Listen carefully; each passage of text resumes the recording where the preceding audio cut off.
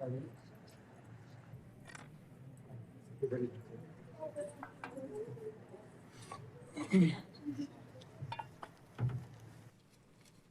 जी की चुनरी है, ले ले।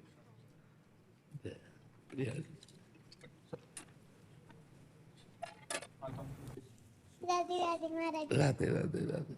आज एक छोटा सा गोपाष्टमी उत्सव है, अभी 29 तारीख का, कल का। एक अपना ब्रज में गौ माता का अस्पताल है। बहुत सुंदर, बहुत सुंदर। आपका आशीर्वाद। हाँ, बहुत सुंदर। नहीं, हॉस्पिटल है हमारे जी, जहाँ जो गौ माताओं का उपचार वगैरह। बहुत उत्तम बात है। धन की सो धन धन्य प्रथम गति जाकी। उत्तम धन की सार्थकता यही है कि जैसे जिन गौओं की सेवा नहीं होती या जो गौएं असमर्थ हैं, रोगी हैं, उनके दुख निवारण की बहुत बड़ी बात है। खूब भाव से चलो, भगवान का यश गाओ और स्वयं नाम जप करो और धर्म से चलो। जीवन का यही लाभ है। और जितना परोपकार कर सको, अर्थ बढ़े, तो ऐसे ही परोपकार करना चाहिए। जैसे कर रहे हो ऐसे परोपकार करना चाहिए। बहुत सुंदर है। आपकी कृपा बनी रहे बाबा। हाँ, बिल्कुल। भगवान की जिस पर कृपा होती ना, तो सब कृपा उन्हीं की कृपा से। जा पर कृपा राम की होई, ता पर कृपा करे। तो खूब नाम जप करो, भगवत पार्षद हो, अपने स्वरूप का चिंतन करो और परमार्थ करो। जितना आवे अपने पे कम खर्चा करके परमार्थ पे खर्चा करो। जीवन का लाभ। परहित सरिस धर्म नहीं भाई, पर पीड़ा सम नहीं अकमाय। तो जो दूसरों का हित करता है, भगवान उससे बहुत प्रसन्न होते हैं। जटायु जी से कह रहे हैं, मेरी कृपा से तुम परम पद प्राप्त नहीं कर रहे, हे तात, अपनी करनी से तुम परम पद प्राप्त कर रहे हो। तुमने जो सिया जी की रक्षा रूपी करनी की, उससे परम पद प्राप्त कर रहे हो।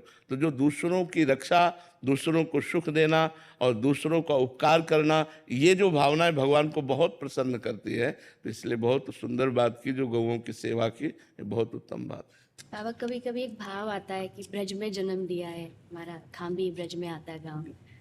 ये ठाकुर जी की सेवा है नाम जप की, लेकिन ब्रज में जन्म लेने के बाद भी ऐसी सेवा दी है कि ब्रजवास नहीं होता। हाँ, देखो, अगर हम ब्रजेंद्र नंदन के आश्रित हैं और ब्रज किशोरी के चरणों का चिंतन करते हैं और हमें ये सेवा मिले कि हम जा जा करके समाज के सोए हुए लोगों को जगाकर नाम रूप लीला धाम में लगाएं, तो हमें इस बात की पश्चाताप नहीं होना चाहिए कि हमें धाम वास नहीं मिल रहा, ब्रज 84 कोष में वास नहीं मिल रहा। हम उनकी सेवा में ही तत्पर हैं।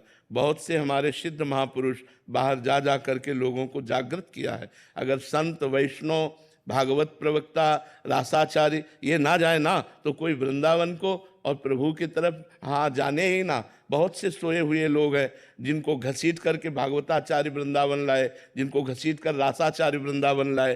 रास आदि के द्वारा हम जो आए हैं ना, तो रास के द्वारा ही तो आए। अगर रास न देखी होती तो हमारे अंदर लोलुपता ही न बढ़ती। प्रिया प्रीतम की जो आसक्ति बढ़ी वो रास से ही बढ़ी। तो भागवत है, रास है, ये जा जा करके जो बाहर, अब जैसे रासाचार्य जन्मे ब्रज में और अधिक समय बाहर ही व्यतीत होता है, यहाँ रास वहाँ रास, ऐसे भागवताचार्य का है, यहाँ भागवत वहाँ भागवत। तो हम भगवान का जस गा रहे हैं और भगवान के पार्षद हैं। हमारा चाहे जहाँ शरीर छूटे, हम धाम में ही जाएंगे, धाम से बिलग नहीं जाएंगे। ये दृढ़ विश्वास होना चाहिए। हम धामवासी नहीं हो पाए, लेकिन धाम उपासी तो हैं।